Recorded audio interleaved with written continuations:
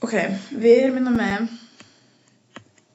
4, 3 og ætlum að gera dæmi 12 og það lítur einhvern veginn svona út. X plus 7 og svo gerum við hérna strik niðri 3x eru jafnt og 1 annar. Og það sem við þurfum að kíkja er hvernig ætlum að leysa þetta. Og það er sagt okkur við erum að leysa þetta með að margfalda svona í kross.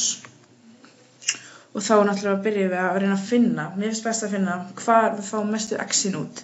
Og við sjáum það að það er hérna 3x sinnum 1 eru jafnt og 2 svíi x plus 7 lokasvega. Og þetta er frekar létt dæmi, þannig við gerum hérna. Við vitum að 3 sinnum 1 er bara 3, þannig að 3x sem er jafnt og 2x plus 14.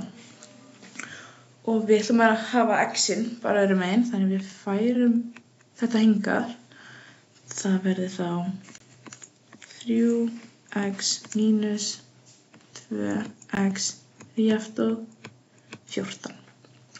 Þannig x er jafnt og 14.